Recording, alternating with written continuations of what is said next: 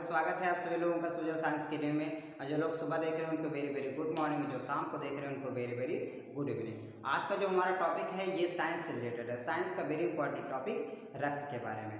रक्त का basic information हम आपको पिछली वीडियो में बता चुके हैं और इस वीडियो में आपको बताएंगे रक्त किन चीज़ों से मिलकर बना होता है। ठीक है, तो चलिए शुरू करते हैं। रक्त को अगर देखा जाए तो रक्त दो चीज़ों से मिलकर बना होता है। एक होता है प्लाज्मा और दूसरा होता है रुधिराणु। प्लाज्मा जो होता है ये रक्त का 55% होता है, जबकि रुधिराणु जो होता है रक्त का 45% होता है। तो सबसे पहले हम प्लाज्मा के बारे में जान लेते हैं, उसके बाद रुधिराणु के बारे में जानेंगे।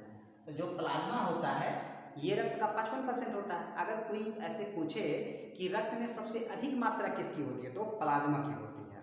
ठीक है, अब प्लाज्मा जो होता है ये जल, नमक और एंजाइम से मिलकर बना है और प्लाज्मा में सबसे अधिक मात्रा जल की होती है। तो जल कितना होता है? 90% होता है और 10% कार्बनिक और अकार्बनिक पदार्थ होता है, जिसको फाइब्रिनोजेन और प्रोथ्रोम्बिन के नाम से जाना जाता है।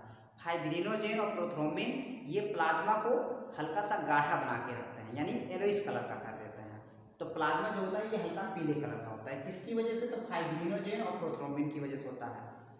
प्लाज्मा का मेन काम क्या है? ये रक्त को गाढ़ा बना के रखता है। गाढ़ा रहेगा रक्त तभी तो रक्त जमेगा। ये रक्त को गाढ़ा बना के रखता है और आरबीसी, डब्ल्यूबीसी और प्लेटलेट्स को चिपकाए रखता है ताकि हमारी कोशिकाओं को ऑक्सीजन, रोगों से रक्षा और स्टेमिना पावर मिलती रहे। ठीक, तो ये हो गया प्लाज्मा के बारे में। अब हम देख लेते हैं कार्पस के बारे में, यानी रुधिराणु। रुधिराणु जो होता है ये रक्त का 45% होता है। जो रुधिराणु होता है इसके 3 भाग होते हैं। पहला जो भाग होता है उसको बोलते हैं आरबीसी। इसका बायोलॉजिकल नेम है एरिथ्रोसाइट और ये संख्या में 5 मिलियन होता है, यानी कि 50 लाख। 1 मिलियन बराबर 10 लाख, तो 5 मिलियन बराबर 50 लाख और जीवन काल 120 दिन होता है। डब्ल्यूबीसी इसका बायोलॉजिकल नेम है ल्यूकोसाइट और संख्या में 10,000 होता है, जीवन काल 4 दिन होता है।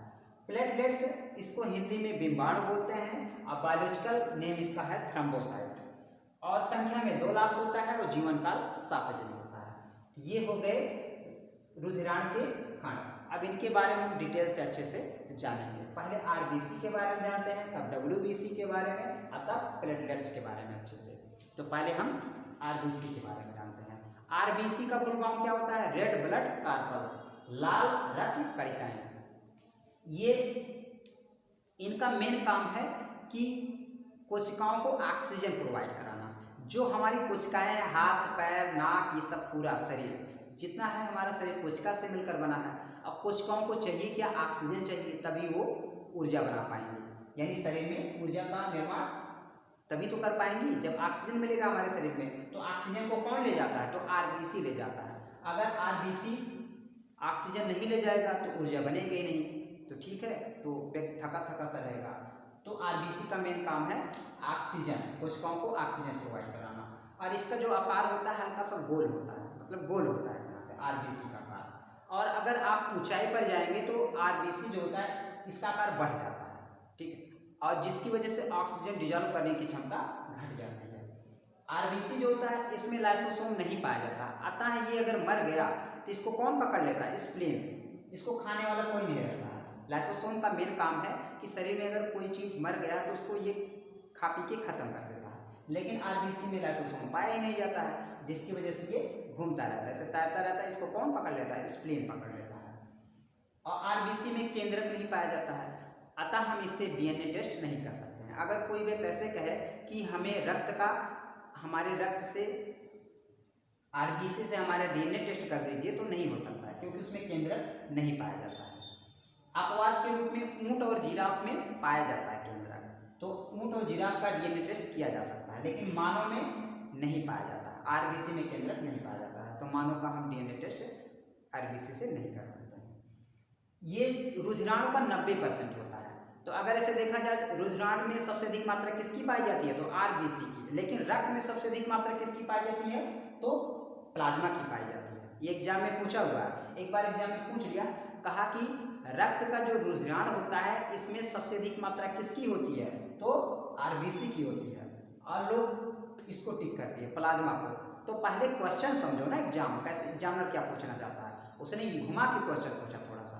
उसने कहा कि रक्त जो होता है उसके रुधिराण में सबसे अधिक मात्रा किसकी पाई जाती है, तो आरबीसी की पाई जाती है। अगर ऐसे पूछे कि रक्त में सबसे अधिक मात्रा किसकी पाई जाती है, तो प्लाज्मा की, लेकिन रक्त के रुधिराण में सबसे अधिक मात्रा किसकी पाई जाती है, तो आरबीसी की बोलेंगे। ठीक, और आरबीसी यानी ब्लड जो होता है उसकी सबसे छोटी इकाई क्या है, आयरन है। अगर आप आयरन, जो जिन चीज़ों में आयरन खूब मिलता है, अगर उसको आप खाएंगे तो आपके अंदर हीमोग्लोबिन खूब बनेगा। अगर हीमोग्लोबिन खूब बनेगा तो आपके अंदर आरबीसी की मात्रा खूब बढ़ेगी, और आरबीसी की मात्रा अगर खूब बढ़ेगी तो आपके अंदर ब्लड भी खूब बनेगा। तो सबसे छोटी इकाई क्या है हमारे ब्लड की, आयरन है। तो जिन चीज़ों में आयरन पाया जाता है अगर आप उसको खाएंगे तो आपके अंदर आरबीसी ठीक ठाक बनेगा। ठीक, और ये जो आरबीसी की कमी से कौन सी बीमारी हो जाता है, तो एनीमिया नाम की बीमारी हो जाती है। ये क्या होता है, शरीर हल्का सा पीला पड़ जाता है, पीलिया रोग हो जाता है। तो आरबीसी की कमी अगर आपके अंदर होगी तो एनीमिया नाम का रोग हो जाएगा।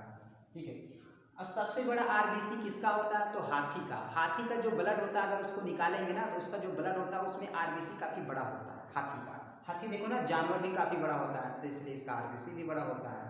लेकिन सबसे छोटा आरबीसी किसका होता है, तो कस्तूरी हिरण का होता है।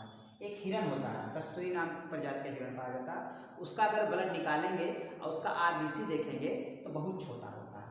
ठीक है, तो आरबीसी बढ़ाने का ट्रिक क्या है, तो जैसे अनार हो गया, चुकंदर हो गया, गाजर हो गया, पालक, अगर ये सब चीज़ें खाएंगे तो आपका आरबीसी बढ़ जाएगा। ठीक, तो सबसे पहले क्या है, और इसका मेन काम क्या है आरबीसी का, आरबीसी करता है फुर्ती प्रदान करता है शरीर में, बहुत ज़्यादा चुस्त फुर्त रखेगा आपको। ठीक है, कभी आप जो है आलसी लेजीनेस महसूस नहीं करेंगे। ठीक है, हमेशा चुस्ती फुर्ती आपके अंदर रहेगी। जैसे छोटे बच्चों को देखो ना, वो बहुत उछल कूद करते रहते हैं क्योंकि उनके अंदर आरबीसी ठीक ठाक होता है। दादी मम्मी हो गए पकड़ ही नहीं पाते उसको, इधर उधर देखो ना, बार बार इधर परेशान कर देता है घुमा घुमा के इधर उधर, क्योंकि उसके अंदर आरबीसी मेंटेन होता है ना, इस वजह से वो बहुत फुर्त होते हैं बच्चे। लेकिन जो लोग जिनमें आरबीसी की कमी रहेगी तो देखो ना एकदम सुस्ती ही रहेगी एकदम शरीर में। ठीक है, पता लगा बैठे हैं तो बैठे रह जाएंगे, एक बार कमर सीध करेंगे इधर दर्द करेगा उधर दर्द करेगा। तो अगर आरबीसी आपके अंदर ठीक ठाक नहीं है तो आपका शरीर एकदम बिल्कुल आलसीपन पकड़ा रहेगा। इसको हम कैसे दूर कर सकते हैं, तो अनार हो गया, चुकंदर हो गया, गाजर, पालक, कहते हैं ना अनार खाने से आरबीसी बहुत बढ़ता है। तो क्या कहावत है ना, एक अनार 100 बीमार, एक अनार 100 बीमारी को दूर करता है। ठीक है, अनार बहुत इंपॉर्टेंट होता है। अगर आप सुबह खाते हैं तो ये हार्ट से संबंधित प्रॉब्लम और पूरे शरीर से संबंधित प्रॉब्लम सब दूर हो जाती है। अनार बहुत ही इंपॉर्टेंट है। अनार नहीं मिल रहा आप चुकंदर खा सकते हैं, पालक में तो खूब आयरन मिलता है, इसको भी खा के आरबीसी आप बढ़ा सकते हैं। ठीक है, तो आरबीसी का मेन काम क्या है, चुस्ती फुर्ती प्रदान करना, एकदम चुस्त रहेंगे, एकदम बिल्कुल आपके अंदर आलसीपन आएगा नहीं। अब देख लेते हैं हम लोग डब्ल्यूबीसी के बारे में। डब्ल्यूबीसी को इंग्लिश में क्या बोला जाता है, फुल फॉर्म क्या है, व्हाइट ब्लड कार्पल्स, यानी श्वेत रक्त कणिकाएं। डब्ल्यूबीसी का मेन काम है रोगों से रक्षा प्रदान करना, यानी आपके अंदर कोई भी रोग अगर आ रहा तो एंट्री कर रहा, तुरंत कौन मारेगा, डब्ल्यूबीसी, तुरंत उसको मार देगा। तो आपके अंदर कोई बीमारी नहीं आने देगा डब्ल्यूबीसी। अगर आपके अंदर लेकिन 10,000 है डब्ल्यूबीसी तो, और इसमें क्या होता है, डब्ल्यूबीसी में केंद्रक पाया जाता है, अतः हम इससे डीएनए टेस्ट कर सकते हैं। ठीक है, तो अगर देखा जाए ऐसे पूरे ब्लड में तो किससे हम डीएनए टेस्ट कर सकते हैं, तो डब्ल्यूबीसी से। ठीक है, ये भी एग्जाम में पूछा हुआ है कि जो रक्त होता है इसके किस पार्ट से हम डीएनए टेस्ट कर सकते हैं, आरबीसी, डब्ल्यूबीसी या प्लेटलेट्स, तो डब्ल्यूबीसी से। डब्ल्यूबीसी में केंद्रक पाया जाता है, इससे हम डीएनए टेस्ट कर सकते हैं। डब्ल्यूबीसी का प्रकार देख लेते हैं, डब्ल्यूबीसी कितने प्रकार के होते हैं। पहला होता है एंटीबॉडी, डब्ल्यूबीसी में एक एंटीबॉडी पाया जाता है। ये क्या करता है ना, ये पहरेदारी का काम करता है, इस शरीर में पूरा इधर उधर घूमता रहता है, देखता है कोई बीमारी तो एंट्री नहीं कर रही है, जैसे कोई बीमारी एंट्री की तुरंत ये क्या करेगा, तुरंत सूचना देगा किसको, लिम्फोसाइट को। लिम्फोसाइट क्या करता है, एक्चुअली में बीमारी को यही मारता है, लिम्फोसाइट बहुत इंपॉर्टेंट है हमारे शरीर में। यही लिम्फोसाइट क्या होता है, एड्स नाम की बीमारी में यही लिम्फोसाइट ही मर जाता है, जिसकी वजह से जिसको एड्स की बीमारी हो गई तो उसमें लिम्फोसाइट मर गया तो वो व्यक्ति क्या हो जाता है, बहुत नॉर्मली जीवन जीता है और जल्दी मर जाता है। तो बहुत घातक बीमारी होती है एड्स, इसमें लिम्फोसाइट ही मर जाता है। तो एक्चुअली में जो डब्ल्यूबीसी का दूसरा कण होता है ये लिम्फोसाइट, यही बीमारी को मारता है। एंटीबॉडी क्या करता है, ये पहरेदारी करता है, लिम्फोसाइट उसको बीमारी को मारता है। और जब लिम्फोसाइट मार देता है बीमारी को तो जाता है किसके पास, मोनोसाइट के पास, कहता भैया हम बीमारी को मार दिए हैं, आप चल के उसको खा लीजिए। तो जाता है, उसके बाद उसको खत्म कर देता है, खा पी के खत्म कर देता है मोनोसाइट। पहरेदारी कौन करेगा? एंटीबॉडी। मारेगा कौन? तो ये लिम्फोसाइट। खाएगा कौन? तो ये मोनोसाइट। तो कहा जाता है रक्त में डब्ल्यूबीसी, यानी डब्ल्यूबीसी में सबसे बड़ा आकार किसका होता है? तो मोनोसाइट का होता है, क्योंकि बीमारी वो यही खाता है, इस वजह से तो हल्का सा बड़ा हो जाता है। इसके बाद ये डब्ल्यूबीसी में 3 कण और पाए जाते हैं, जैसे न्यूट्रोफिल्स हो गया, बेसोफिल्स हो गया और एसिडोफिल्स होगा। इनका कुछ खास काम नहीं है, लेकिन यह है कि न्यूट्रोफिल्स जो होता है ये लिंग विभेदन में अंतर बताता है, लिंग विभेदन का अंतर। अब बेसोफिल जो होता है ये हेपेरिन का स्रावित करता है, हेपेरिन को। एसिडोफिल्स जो होता है ये घाव को भरने में मदद करता है। ठीक, तो डब्ल्यूबीसी का आप मेन काम जानेंगे, यानी ये रोगों से रक्षा करता है, मेन चीज। अब हम लोग देख लेते हैं प्लेटलेट्स के बारे में। प्लेटलेट्स जो होता है इसको हिंदी में विपार बोलते हैं। तो प्लेटलेट्स का मेन काम है शक्ति प्रदान करना, यानी स्टेमिना पावर को बढ़ाता है, यानी कि आपके अंदर बहुत एनर्जी रहेंगे। आप 10-10 घंटा, 5-5 घंटा, 3-3, 4-4 घंटा ऐसे काम करेंगे, थकबे नहीं करेंगे। ठीक है, अगर आपका प्लेटलेट्स 2 लाख है, 2 लाख से ऊपर है, 2 लाख कम से कम होना चाहिए। तो देखोगे ना गाँव में किसान लोग होते हैं, यहाँ पे बहुत अच्छे लोग क्या करते हैं, कुछ लोग इतना काम करते हैं थकबे नहीं करता है, कहते हैं ये तो दिन भर काम करता है थकबे नहीं करता है। अरे भाई थकेगा कैसे? उसका प्लेटलेट्स कितना है? 2 लाख है, 2 लाख से एबव है, इस वजह से क्या होगा, वो नहीं थकेगा। ये स्टेमिना पावर को बढ़ाता है।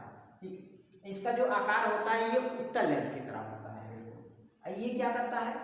इसका मेन काम है रक्त का थक्का जमाना। रक्त का थक्का जमाएगा, जैसे कहीं ब्लड बह रहा है तो तुरंत आके वहाँ पे क्या करेगा, वहाँ पे थक्का जमा देगा ताकि रक्त ना बहे। रक्त बह जाएगा शरीर से ज़्यादा तो फिर ऑक्सीजन कोशिकाओं को नहीं मिल पाएगा, जिससे सड़ना शुरू हो जाएंगी कोशिकाएं। तो ये रक्त का क्या करता है? थक्का जमाता है। लेकिन कुछ मरीज ऐसे होते हैं उनमें रक्त का थक्का जल्दी जमने नहीं करता है, जैसे शुगर के मरीज हो गए, उनमें रक्त का थक्का जल्दी जमने नहीं करता है। ठीक है, तो अगर आपके अंदर प्लेटलेट्स की मात्रा कम रहेगी, यानी कि 2 लाख से कम है, तो रक्त का थक्का अच्छे से नहीं जमेगा, जल्दी नहीं जमेगा, घाव जल्दी पुजमे नहीं करेगा। ठीक, ये शरीर में पर्याप्त मात्रा अगर प्लेटलेट्स की नहीं रहेगी तो काफ़ी ज़्यादा ब्लीडिंग हो जाएगी, काफ़ी ज़्यादा रक्त बह जाएगा। ठीक है, तो रक्त में मेंटेन रहना चाहिए प्लेटलेट्स, बहुत इंपॉर्टेंट होता है। और ये डेंगू में खराब हो जाता है। डेंगू नाम का एक बीमारी होता है ना, मच्छर काटने से क्या हो जाता है, ये खराब हो जाता है, प्लेटलेट्स काफ़ी गिर जाता है। तो देखोगे ना कभी कभार जिसका प्लेटलेट्स बहुत कम हो जाए ना, वो थोड़ा दूर नहीं चल पाता है, थोड़े दूर चलेंगे ना तो तुरंत क्या हो जाए, थकावट महसूस करते हैं। ठीक है, तो क्योंकि स्टेमिना पावर यही बढ़ाता है। तो सबसे अगर कम हो गया ना तो ये प्लेटलेट्स, तो फिर आप काम वाम नहीं कर पाएंगे, एकदम बहुत थका थका सा शरीर लगेगा। ठीक है, तो अगर देखा जाए तो आरबीसी क्या करता है, ये फुर्ती प्रदान करता है, यानी आपको एकदम फुर्त रखेगा, खूब ज़्यादा फुर्त रखेगा। और जो ये डब्ल्यूबीसी होता है ये रोगों से रक्षा करता है। और जो ये प्लेटलेट्स है ये क्या करता है, ये काफ़ी ज़्यादा स्टेमिना पावर को इम्प्रूव करता है, यानी कि काफ़ी ज़्यादा समय तक आपको कार्य करने का स्टेमिना पावर बढ़ाता है, कार्य करने की क्षमता बढ़ा देता है। आप ऐसे 2-4 घंटे काम करेंगे, आप थकबे नहीं करेंगे। ठीक है, तो लोग ज़्यादा कहते हैं सर ये जो है, आई होप ये जानकारी आपको अच्छी लगी होगी। तो अगर अच्छी लगी होगी वीडियो को लाइक करिएगा, चैनल को सब्सक्राइब करिएगा। ठीक है, दोस्तों में शेयर भी कर दीजिएगा। आज के लिए इतना ही, मिलते हैं नेक्स्ट वीडियो में, तब तक के लिए जय जवान जय किसान।